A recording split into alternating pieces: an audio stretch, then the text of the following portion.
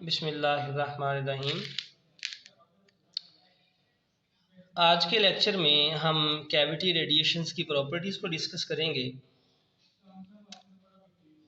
इन्हें हम cavity radiations भी कहते हैं या ब्लैक बॉडी रेडिएशंस कहते हैं।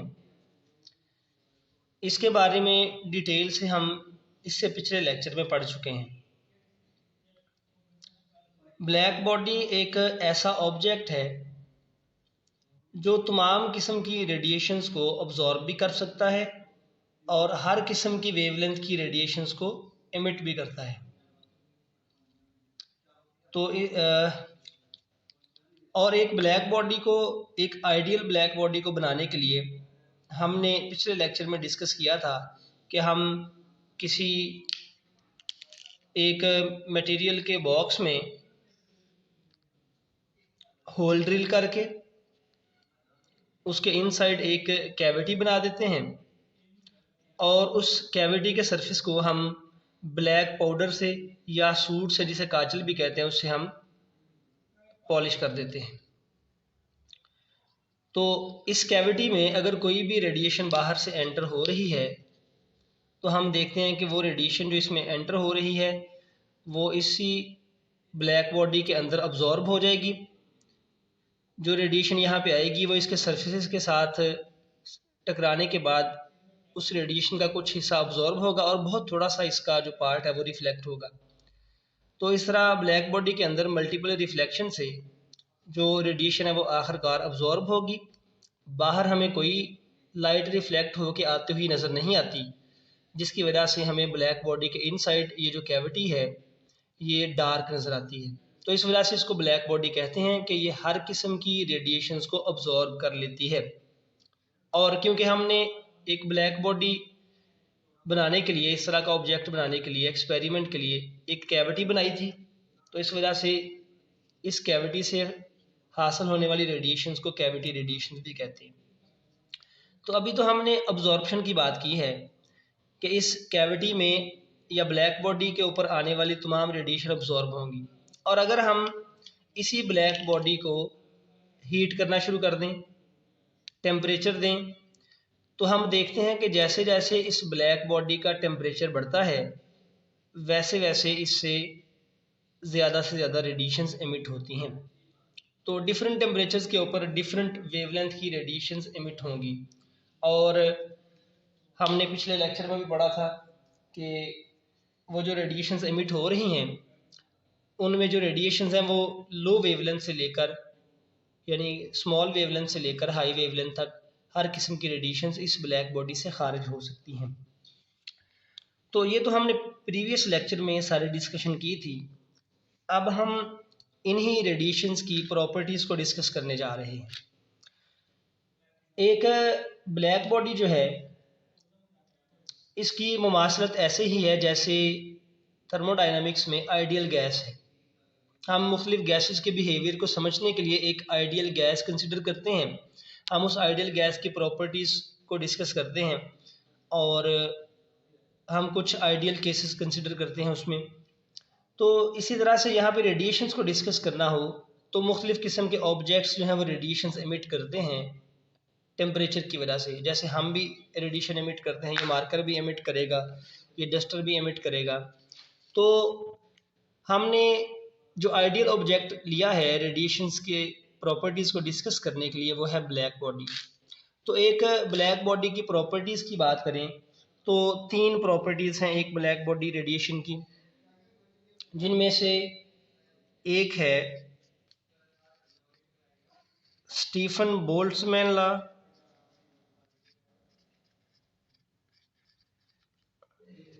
दूसरी प्रॉपर्टी जो हम डिस्कस करेंगे that is spectral रेडियंसी,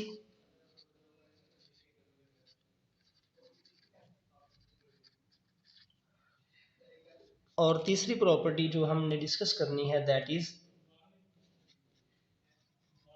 Wien displacement law.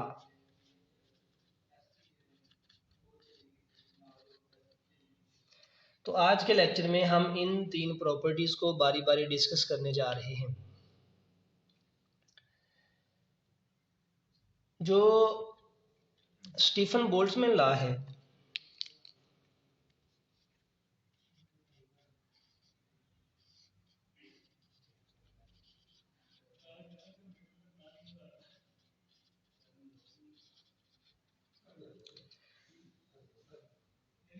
Stephen Boltzmann law radiation की एनर्जी या रेडिएशन की इंटेंसिटी से मुतल्लिक है। तो सबसे पहले हम एक रेडिएशन की इंटेंसिटी को डिफाइन कर लेते हैं। जब किसी ब्लैक बॉडी से रेडिएशंस एमिट होंगी तो हम जानते हैं कि रेडिएशंस जो है वो एनर्जी हैं। तो जब एक लाइट एमिट हो रही है उसमें एनर्जी मौजूद है, मुख्तलिफ़ किस्म की रेडिएशंस, मुख्तलिफ़ वेवलेंथ की रेडिएशंस एमिट हो रही हैं, तो हर रेडिएशन की अपनी अपनी कोई लाइट इंटेंसिटी होगी। तो हमने ओवरऑल जो रेडिएशंस एमिट हो रही हैं उनकी एनर्जी की बात करनी है। तो जैसे जैसे टाइम गुजरता जाएगा वैसे वैसे रेडिएशन ज़्यादा एमिट होंगी। अगर हम 5 मिनट के लिए नोट करते हैं, मिसाल के तौर पे हम 5 मिनट के लिए ऑब्ज़र्व करें कि कितनी रेडिएशंस एमिट हुई हैं, जितनी रेडिएशंस एमिट होंगी उनकी कोई ख़ास एनर्जी होगी। हम 2 मिनट के लिए ऑब्ज़र्व करें, उन 2 मिनट्स में जितनी रेडिएशंस एमिट होंगी उनकी कोई ख़ास एनर्जी होगी। तो जो एनर्जी एमिट हो रही है रेडिएशंस में वो टाइम डिपेंडेंट भी है, मींस टाइम के इंक्रीज होने से एनर्जी भी ज़्यादा होगी किसी खास टेम्परेचर पे। एक टेम्परेचर अगर हम फिक्स कर दें तो हम जो रेडिएशंस एमिट हो रही हैं उनकी पावर को इस तरह डिफाइन कर सकते हैं।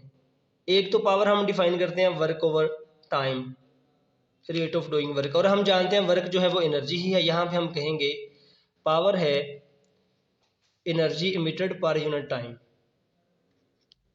तो जितनी पावर एमिट हो रही है रेडिएशंस की सूरत में, that is energy per unit time. और यहाँ से हम इंटेंसिटी को डिफाइन करते हैं। इंटेंसिटी ऑफ रेडिएशन को हम डिफाइन करते हैं पावर पर यूनिट एरिया। हम जानते हैं कि अगर हम एक छोटा सा ऑब्जेक्ट लें, एक छोटा सा ऑब्जेक्ट हो सपोज इतने से साइज का, उसको हम कोई ख़ास टेम्परेचर देते हैं तो उस मटेरियल में से रेडिएशन एमिट होंगी, उसके सरफेस से रेडिएशन एमिट होती हैं। तो अगर हम एक बहुत बड़ा मटेरियल ले लें तो जितना सरफेस एरिया ज़्यादा होगा उतनी उसके सरफेस से ज़्यादा रेडिएशन एमिट होंगी किसी खास टेम्परेचर पे। सरफेस एरिया कम कर दें, रेडिएशन भी कम एमिट होंगी। तो जो रेडिएशन एमिट हो रही हैं उनकी जो इंटेंसिटी है, हम रेडिएशन की इंटेंसिटी को डिफाइन करते हैं total radiated power per unit area. Radiated power per unit area, इसको हम ऐसे भी कह सकते हैं, पावर को हम लिख सकते हैं energy over time. Energy over time power है और ये एरिया आ गया। तो हम इंटेंसिटी को ऐसे भी डिफाइन कर सकते हैं total radiated energy per unit area per unit time is called intensity of radiations. फिर बात को समझ लें, यहाँ से जो रेडिएशंस एमिट हो रही हैं उनमें कुछ खास एनर्जी है। हम ज़्यादा देर तक रेडिएशंस को एमिट करवाएंगे, ज़्यादा एनर्जी खारिज होगी किसी खास टेम्परेचर पे, फिक्स टेम्परेचर पे। सपोज टेम्परेचर फिक्स कर दिया है वो T1 है, हम टेम्परेचर बढ़ाएंगे तो एमिट होने वाली रेडिएशंस की एनर्जी बढ़ेगी। किसी खास टेम्परेचर पे जो रेडिएशंस एमिट हो रही हैं उनकी खास एनर्जी है, लो से हाई वेवलेंथ तक जो भी रेडिएशंस हैं। तो जैसे जैसे टेम्परेचर बढ़ता, जैसे जैसे हम ज़्यादा टाइम के लिए ऑब्जर्व करेंगे, ज़्यादा रेडिएशन एमिट होंगी तो एनर्जी भी ज़्यादा एमिट होगी। तो फिर हम पावर को डिफाइन करते हैं एनर्जी पर यूनिट टाइम। और हमने अगर इंटेंसिटी की बात करनी है तो इंटेंसिटी को डिफाइन करते हैं total radiated power per unit area.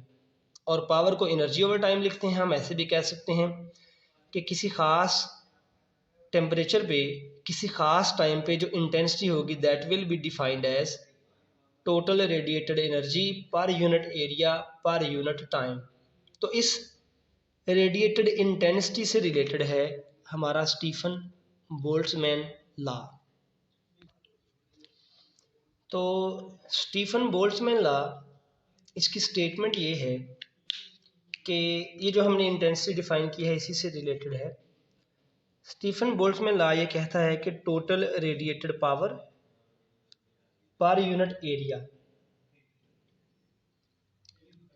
Total radiated power per unit area, या हम ऐसे कह सकते हैं total intensity is proportional to fourth power of temperature, जबकि ये जो टेम्परेचर है इसका यूनिट हम केल्विन में लेते हैं।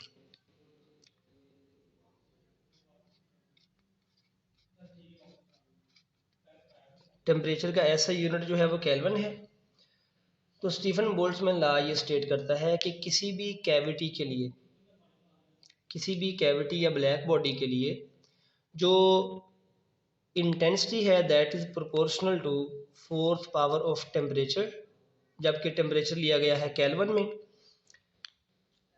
ये स्टेटमेंट ये बताती है कि हमने ये ऑब्जर्व किया कि अगर हम टेम्परेचर को बढ़ाते हैं तो जितना टेम्परेचर बढ़ाएंगे उसकी पावर 4 लें उतने टाइम्स इंटेंसिटी बढ़ेगी। और अगर हम यहाँ से मिसाल के तौर पे हम ये भी देख लेते हैं, अगर पहले टेम्परेचर T था तो बाद में हम टेम्परेचर कर देते हैं 2T, टेम्परेचर को डबल कर दिया तो नई इंटेंसिटी बन जाएगी न्यू इंटेंसिटीज। बल्कि इसको भी डिस्कस करने से पहले हम इसको एक इक्वेशन की फॉर्म में ले आते हैं। अगर हम यहाँ से प्रोपोर्शनैलिटी को हटा के इक्वलिटी का साइन लगाएं तो हमें यहाँ पे एक प्रोपोर्शनैलिटी कांस्टेंट लगाना पड़ेगा, वो हम लगा देते हैं सिग्मा, और ये आ गया T की पावर 4। ये जो कांस्टेंट सिग्मा है, इस कांस्टेंट सिग्मा को हम नाम देते हैं स्टीफन बोल्ट्जमैन कांस्टेंट।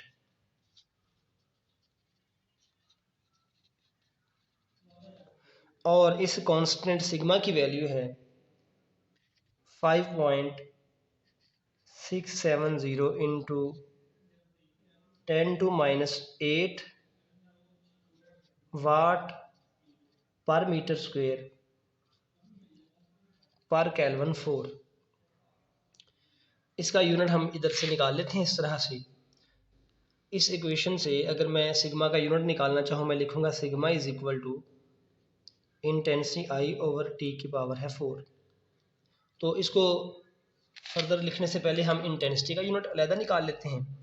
इंटेंसिटी का यूनिट हम यहाँ से देख सकते हैं, एनर्जी का यूनिट है, बल्कि हम इसको पावर की सूरत में ले आते हैं।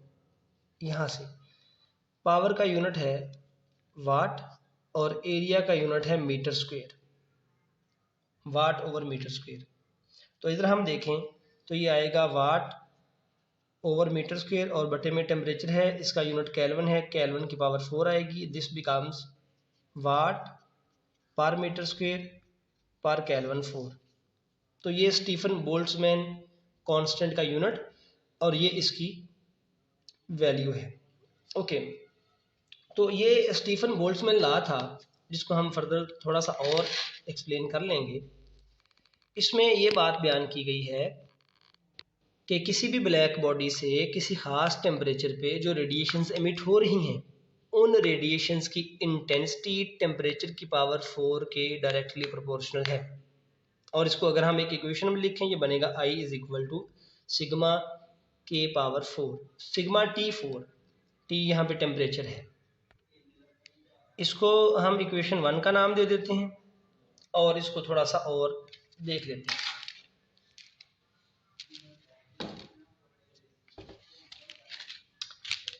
इक्वेशन 1 से मैं दोबारा लिखता हूँ, intensity is equal to sigma T की पावर 4 है। अगर हम टेम्परेचर को डबल कर दें तो हम देखेंगे नई इंटेंसिटी पे क्या फ़र्क पड़ेगा। ये है सिग्मा।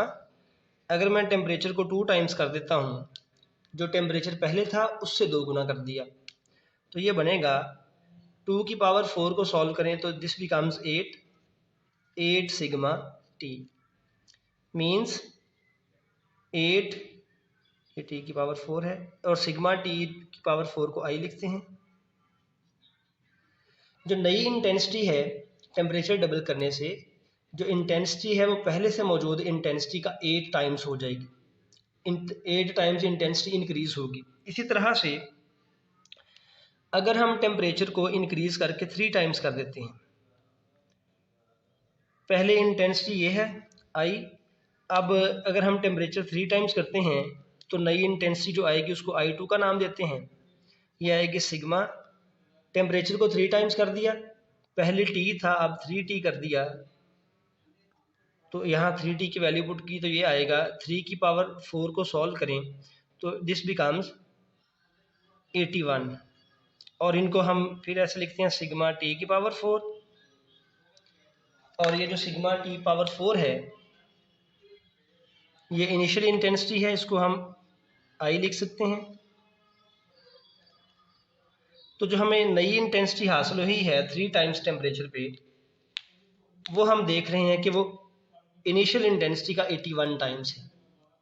तो ये जो स्टीफन बोल्ट्जमैन लॉ है ये हमें बताता है कि जो इंटेंसिटी है वो टेम्परेचर की पावर 4 के अकॉर्डिंग इंक्रीज होती है। टेम्परेचर डबल करें तो इंटेंसिटी पहले से 8 गुना बढ़ जाएगी, टेम्परेचर को 3 गुना कर दें तो इंटेंसिटी पहले से 81 टाइम्स इंक्रीज हो जाएगी।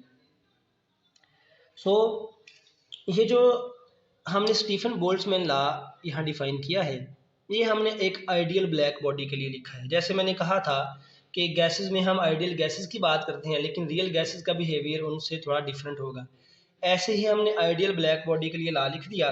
लेकिन जो बाकी ऑब्जेक्ट्स होंगे जो आइडियल ब्लैक बॉडी नहीं होगी, आम सरफेसेस होंगे, उनके लिए हम ये स्टीफन बोल्ट्जमैन लॉ इस तरह से लिखते हैं, intensity I is equal to sigma, यहाँ पे हम एक नंबर लगा देते हैं E या एप्सिलॉन इसको बोल दें, T पावर 4। ये स्टीफन बोल्ट्जमैन लॉ है फॉर ऑर्डिनरी ऑब्जेक्ट्स, आम ऑब्जेक्ट्स के लिए है जो ब्लैक बॉडी ना हो, उससे हटके हो। और ये जो है यहाँ पे कांस्टेंट है एप्सिलॉन, ये एक डायमेंशनलेस कांस्टेंट है, ये एक नंबर होगा, इसकी कोई डायमेंशन नहीं है, डायमेंशनलेस कांस्टेंट है, नंबर है। और इस कांस्टेंट E को हम बोलते हैं emissivity of material, emissivity of surface material, यानी किसी सरफेस से कितनी रेडिएशंस एमिट हो रही हैं, ये उस सरफेस की प्रॉपर्टी के बारे में बताएगा कि सरफेस की रेडिएशंस को एमिट करने की कितनी सलाहियत है। और ये उसकी जो एमिसिविटी है, उसकी जो प्रॉपर्टी है, जो उसकी सलाहियत है रेडिएशंस को एमिट करने की, ये हमने किसी रेफरेंस से कैलकुलेट करनी है, और रेफरेंस है ब्लैक बॉडी। तो हम देखेंगे कि ब्लैक बॉडी के मुकाबले में किसी आम ऑब्जेक्ट के सरफेस की कितनी एमिसिविटी है, वो कितनी रेडिएशंस एमिट करता है, कितना एफिशिएंटली रेडिएशंस को एमिट करता है। एक आइडियल ब्लैक बॉडी के लिए ये जो एप्सिलॉन है इसकी वैल्यू 1 है एमिसिविटी कांस्टेंट की, जबकि आम ऑब्जेक्ट्स के लिए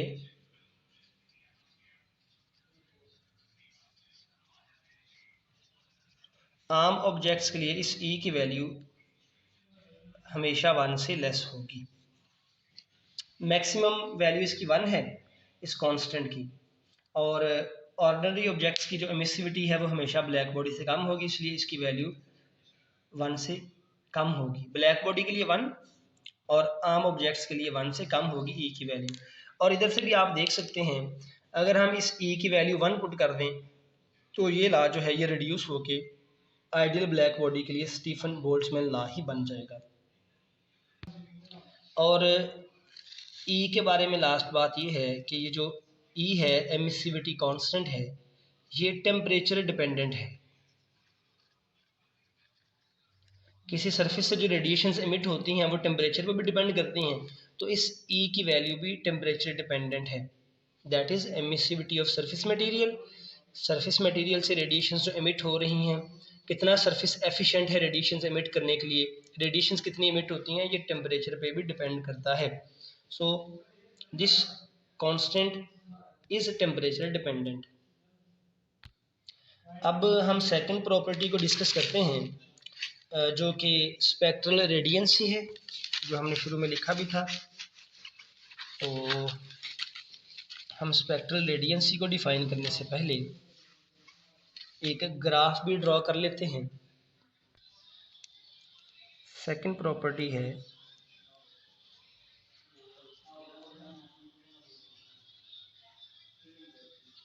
स्पेक्ट्रल रेडियंसी। तो अगर हम ग्राफिकल बिहेवियर देखें जो रेडिएशन एमिट हो रही हैं उनका, हमने पहले लेक्चर में भी ग्राफ के बारे में बात की थी। अगर हम एमिट होने वाली रेडिएशंस की वेवलेंथ को इधर एक्स एक्सिस पे ड्रा करें और इधर हम स्पेक्ट्रल रेडियंसी को वाई एक्सिस पे ड्रॉ करते हैं, उसको आर से ज़ाहिर करते हैं। इसे हम अभी डिफाइन भी कर लेते हैं। तो हमने पिछले लेक्चर में भी देखा था कि जो रेडिएशंस एमिट हो रही हैं वो मुख्तलिफ वेवलेंथ की हैं, और ग्राफ अगर हम ड्रा करें तो ये देखा गया वेवलेंथ के लिहाज से किसी खास टेम्परेचर पे इस तरह से ग्राफ होगा।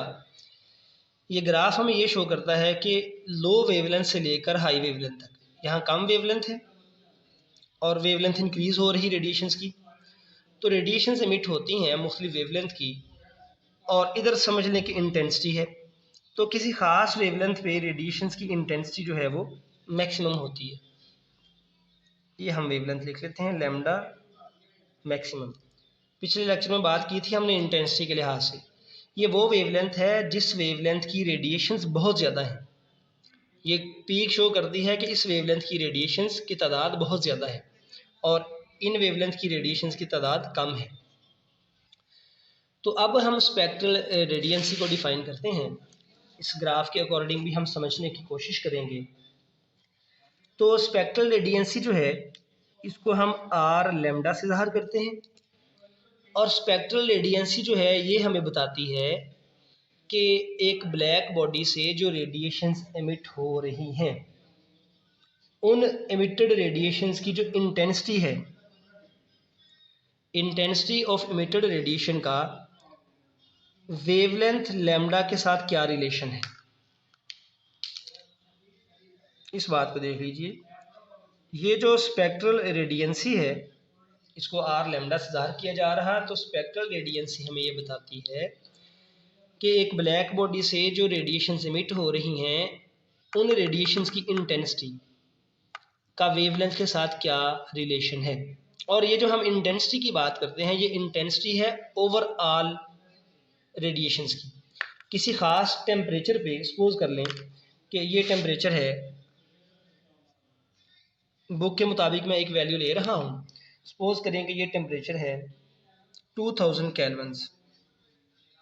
तो 2000 केल्विन टेम्परेचर पे कितनी वेवलेंथ की रेडिएशंस एमिट हुई हैं, वो तमाम जो रेडिएशंस एमिट हुई हैं उन तमाम की इंटेंसिटी को सम करें, ओवरऑल इंटेंसिटी। किसी खास टेम्परेचर पे जो तमाम रेडिएशंस एमिट हो रही हैं उन सब की इंटेंसिटी का इस वेवलेंथ के साथ क्या रिलेशन है, ये हमें बताएगी स्पेक्ट्रल रेडियंसी। सो हम इसको ऐसे कह सकते हैं, स्पेक्ट्रल रेडियंसी डिफाइंस या it tells the intensity of cavity radiations overall wavelength for a given temperature. यानी पूरा स्पेक्ट्रम जो हमें हासिल हुआ है उस स्पेक्ट्रम में टोटल कितनी इंटेंसिटी है उसके बारे में बताएगी स्पेक्ट्रल रेडियंसी। और हमने अगर इंटेंसिटी मालूम करनी हो, टोटल इंटेंसिटी निकालनी हो, तो हमें ये करना पड़ेगा कि अगर हम ये जो ग्राफ बनता है वेवलेंथ का और इंटेंसिटी का, अगर हम इस ग्राफ का टोटल एरिया नोट करें तो ये ऑब्जर्व किया गया है कि जो ग्राफ का टोटल एरिया है वो हमें इंटेंसिटी के बारे में बताता है। जो हमने स्टीफन बोल्ट्जमैन लॉ पढ़ा था उसमें भी अगर हम ये इंटेंसिटी की बात करते हैं कि ये हमने कैसे फाइंड आउट कर लिया कि इंटेंसिटी टेम्परेचर की पावर 4 के डायरेक्टली प्रोपोर्शनल है, वो भी हमने एरिया से ही रिजल्ट इंट्रोड्यूस किया था। हमने टेम्परेचर डबल करके देखा तो देखा कि एरिया पहले से 8 टाइम्स बढ़ गया। टेम्परेचर कम करें तो हम देखते हैं कि इस ग्राफ का एरिया भी कम हो जाता है। तो जो एरिया अंडर ग्राफ है वो हमें बताता है इंटेंसिटी के बारे में।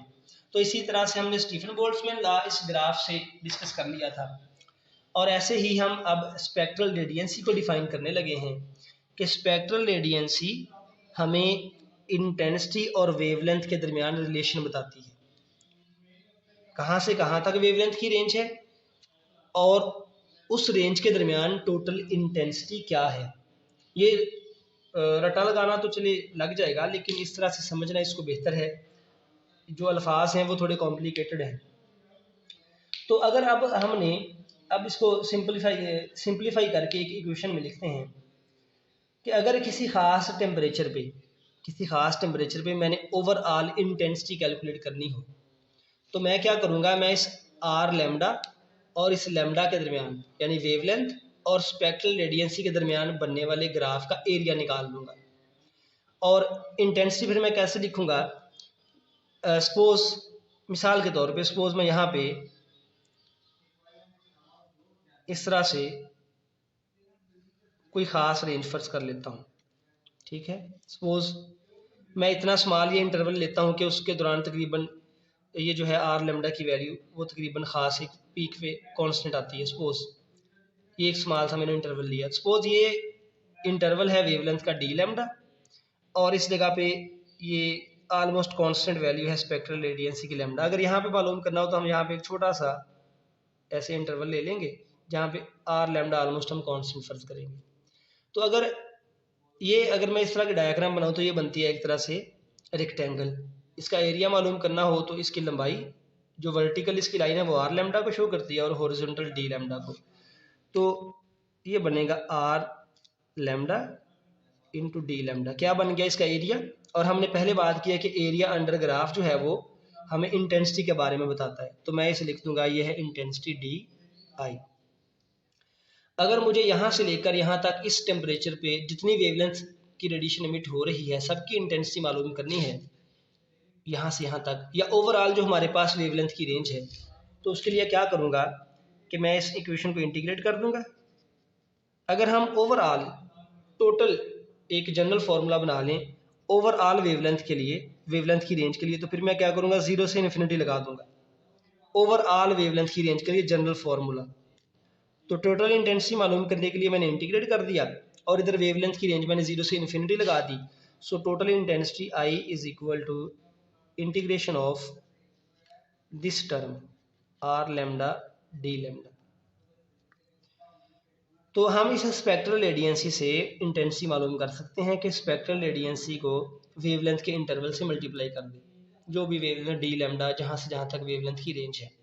और अगर हमने ओवरऑल बात करनी है 0 से इन्फिनिटी लगा दिया। अगर हमें रेंज गिवन हो कि 700 नैनोमीटर से 1300 नैनोमीटर, तो फिर हम वो इंटरवल यहाँ पे लगा देंगे। तो स्पेक्ट्रल रेडियंसी आर लेमडा जो है ये हमें रेडिएटेड इंटेंसिटी आई और वेवलेंथ लेमडा के दरमियान रिलेशन बता रही है। और टोटल इंटेंसिटी मालूम करनी हो ओवरऑल वेवलेंथ रेंज के ऊपर, तो हम क्या करेंगे कि हम इंटेंसिटी मालूम करने के लिए इस आर लेमडा डी लेमडा को आपस में मल्टीप्लाई कर देंगे। ओके, अब जो तीसरी प्रॉपर्टी है हम उसको डिस्कस करते हैं। यहाँ पे ये जो लॉज हैं ये इसी तरह के इनकी स्टेटमेंट और ये टर्म्स को ही समझना है। अब हम थर्ड प्रॉपर्टी को डिस्कस कर लेते हैं। हमारी थर्ड जो प्रॉपर्टी है वो वीन डिस्प्लेसमेंट लॉ है। तो वीन डिस्प्लेसमेंट लॉ को अब हम डिफाइन कर लेते हैं, डिस्कस कर लेते हैं। वीन डिस्प्लेसमेंट लॉ को भी हम ग्राफ से ही डिस्कस करेंगे। ये जितने भी हम प्रॉपर्टीज डिस्कस कर रहे हैं, रिजल्ट्स की बात कर रहे हैं, स्टीफन बोल्ट्जमैन लॉ है, स्पेक्ट्रल रेडियंसी है, और ये जो तीसरी प्रॉपर्टी है अब वीन डिस्प्लेसमेंट लॉ, ये सारे जो रिजल्ट्स जो प्रॉपर्टीज हैं ये हम ग्राफ से ही डिड्यूस करते हैं। तो वीन डिस्प्लेसमेंट लॉ अगर हम दोबारा ग्राफ के ऊपर नज़र दौड़ाएं और ग्राफ ड्रा करें मुख्तलिफ टेम्परेचर्स के लिए, हम अगर वेवलेंथ लेमडा और स्पेक्ट्रल रेडियंसी के दरमियान डिफरेंट टेम्परेचर्स के ऊपर ग्राफ ड्रा करें, इधर लेमडा है इधर स्पेक्ट्रल रेडियंसी आर लेमडा है, तो अगर हम मुख्तलिफ टेम्परेचर्स पे ग्राफ ड्रा करें तो ग्राफ कुछ इस तरह से होंगे।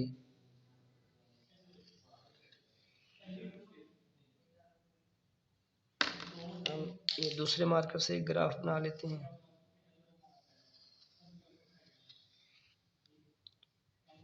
और एक हम ये बना लेते हैं सपोज। तो ये जो पहले वाला ग्राफ था इसकी मैक्सिमम इंटेंसिटी हमें यहाँ पे हासिल हो रही है, इसे बोलते हैं लेमडा मैक्सिमम, वो वेवलेंथ जहाँ पे इंटेंसिटी मैक्सिमम हो।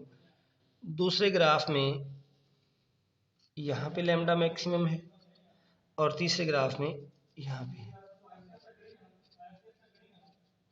और जो पहला ग्राफ है ये वाला, इसका हम टेम्परेचर फर्ज करते हैं, बुक के मुताबिक वैल्यूज कुछ लिख लेते हैं। This is suppose 1600 kelvin. जो दूसरा है उसकी वैल्यू सपोज कर लें 1800 केल्विन है, और जो तीसरा है उसकी 2200 केल्विन वैल्यू है। ये टेम्परेचर्स हैं डिफरेंट। अब इस ग्राफ को अगर हम देखें समझें तो यहाँ पे तो वेवलेंथ है 0 और इधर को वेवलेंथ बढ़ रही है और ऊपर को इंटेंसिटी बढ़ रही है, यहाँ इंटेंसिटी 0 या स्पेक्ट्रल रेडियंसी कह लें। तो हम देखते हैं कि जैसे जैसे वेवलेंथ बढ़ती है वैसे वैसे इंटेंसिटी भी बढ़ती है। किसी खास वेवलेंथ पे जाके इंटेंसिटी होगी मैक्सिमम। ये वेवलेंथ मैक्सिमम नहीं है, ये वो वेवलेंथ है जहाँ पे इंटेंसिटी मैक्सिमम है और इधर को वेवलेंथ बढ़ती जाती है। फिर जब किसी खास टेम्परेचर पे, फर्ज करें 2200 पे, जब इंटेंसिटी मैक्सिमम है, फिर हम फर्दर अगर हम देखें वेवलेंथ बढ़ती है तो इंटेंसिटी कम होती है। हर ग्राफ का सेम बिहेवियर है कि जैसे जैसे वेवलेंथ बढ़ती है इंटेंसिटी बढ़ती है और एक खास वेवलेंथ पे इंटेंसिटी मैक्सिमम है, उसके बाद अगर